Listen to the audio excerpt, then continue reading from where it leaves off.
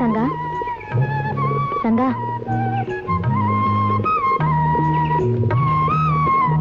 రంగా రంగా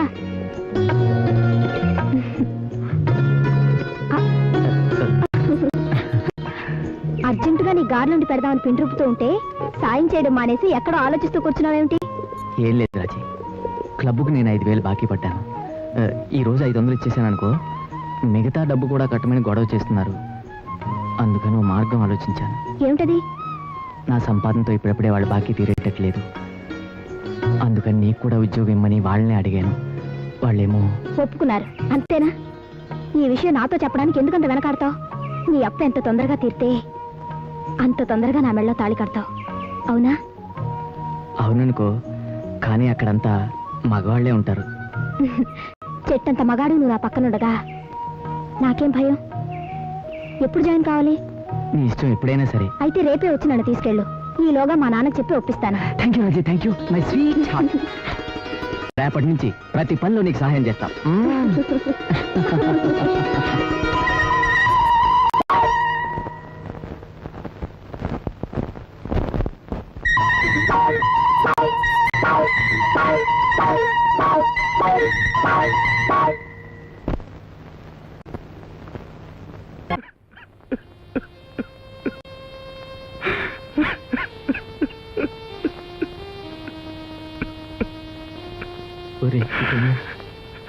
ఒంటరిగా ఈ ఇంట్లో ఉంటే నీ మనసు పాడైపోతుందా? నాతో ఉండవు గాని రారా. వద్దురా, రుణానుబంధం పెంచుకోవడం కంటే రక్తబంధాన్ని ఆశ్రయించడమే మంచిది. పెద్ద కొడుకు దగ్గరికి వెళ్తాను రా.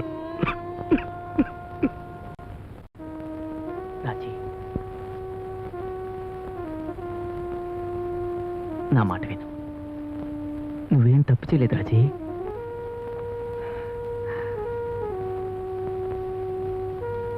నువ్వు మళ్ళీ మామూలు మనిషి కావాలి. నేను ఇప్పుడు మారిపోయాను. పేకాటం లేదు రాజీ, రోజు కూలీ చేస్తున్నాను.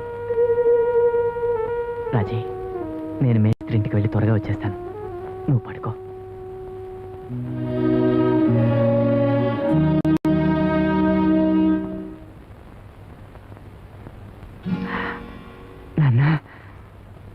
నిన్ను వెతుక్కుంటూ వచ్చాను బాబు.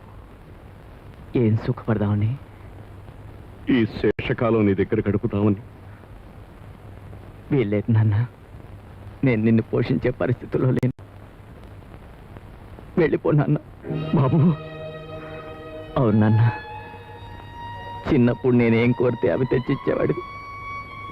ఇప్పుడు నీకు కనీసం కడుపు నిండా అన్నం పెట్టలేని దౌర్భాగ్యపు స్థితిలో ఉన్నాను.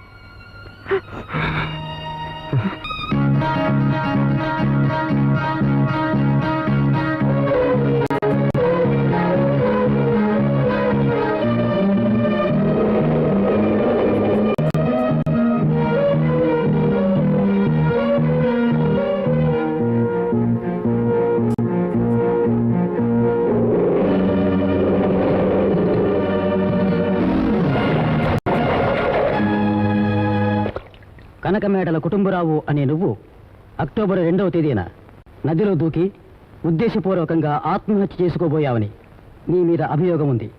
ఈ నేరం చేశావా లేదా? ఈ నేరం నేను చేయలేదు. అయితే విచారణ ప్రారంభించండి. Yes your honour.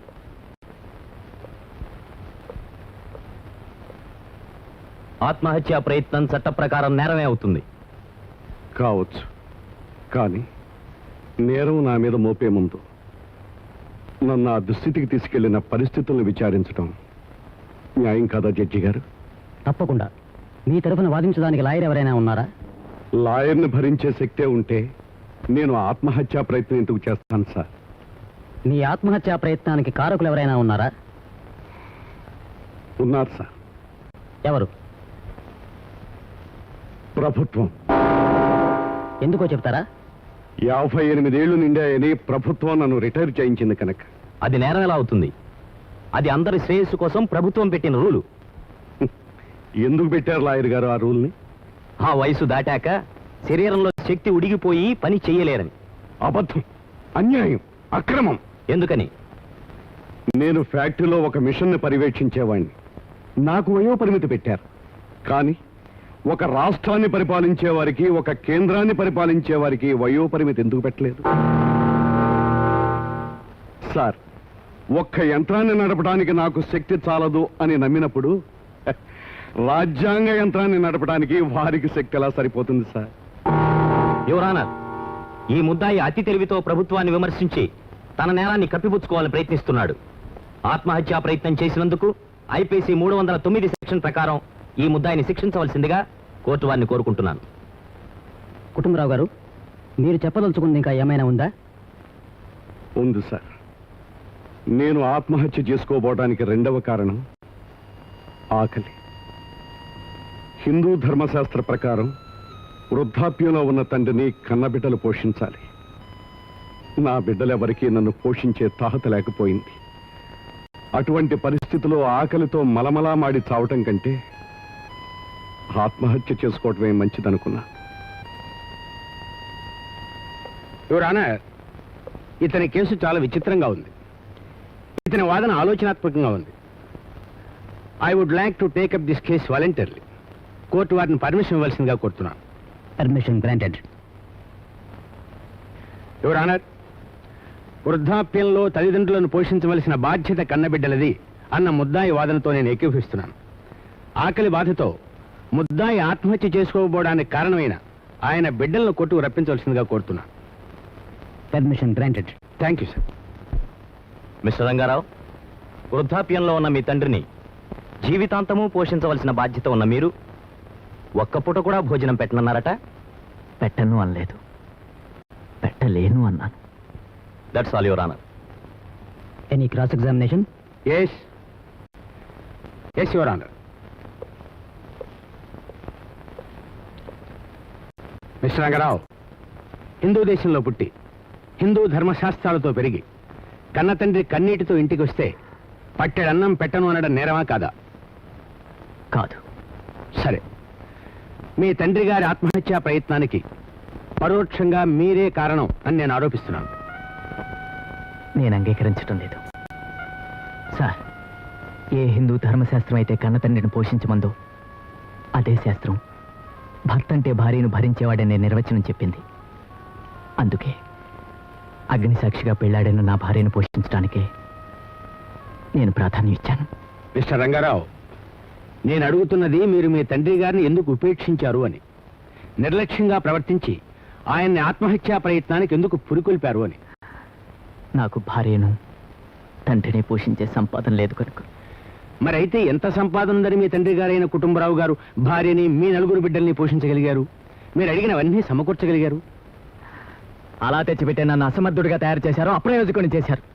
Lucky hand అని చెప్పి నన్ను జోతగాన్ని చేశారు. నేను ఆవరాల తయారయ్యే వేళ రోజు కూలి చేసుకోవాల్సిన పరిస్థితి ఏర్పడింది. వయసు తెచ్చిన మార్పులతో మీరు వ్యసనపరులై అపవాదం ఆయన మీద వేస్తున్నారు. లాయర్ గారు, న్యాయాన్ని కాపాడే మనుషులు కాబట్టి మీరు మీ బిడ్డల్ని క్రమశిక్షణలో పెంచి ఉంటారు కనుక నన్ను ఇలా ప్రశ్నిస్తున్నారు. మధ్యతరగతి భేషజంతో మమ్మల్ని పెంచిన ఆయన్ని ఇదే ప్రశ్న వేయండి. అంటే మీ పరిస్థితి కన్న తండ్రికి అన్నం పెట్టలేనంత దయనీయంగా ఉందా? మీరు క్షమిస్తే మిమ్మల్ని ఓ ప్రశ్న వేస్తాను. జైల్లో ఉన్న ఒక ఖైదీకి ప్రభుత్వం సగటున రోజుకి ఎంత ఖర్చు పెట్టిందో మీరు చెబుతారా? సుమారు 8 రూపాయలు. ఆ 8 రూపాయలే రోజుకు నేను సంపాదించగలుగుతున్నాను. ఒక్క నేరస్తుడి కడుపు నింపడానికి ప్రభుత్వం వారు ఖర్చు పెడుతున్న డబ్బుతో నేను నా భార్య బ్రతుకుతున్నాం. అంతేకాదు, సంఘ విద్రోహక శక్తుల చేతుల్లో బలైపోయిన నా భార్య మతి స్థిమితం కోల్పోయింది. నా సంపాదనలో సగం డబ్బు ఆమె మందులకే ఖర్చు అవుతుంటే మిగిలిన డబ్బుతో అర్ధాకలతో పస్తులతో గడుపుతున్నాను. ఇప్పుడు చెప్పండి లాయర్ గారు, హిందూ ధర్మశాస్త్రాన్ని గౌరవించి నా సంపాదనతో నా భార్యను పోషించమంటారా, నా తండ్రిని పోషించమంటారా? చెప్పండి యువర్ ఆనర్, చెప్పండి లాయర్ గారు, చెప్పండి చెప్పండి.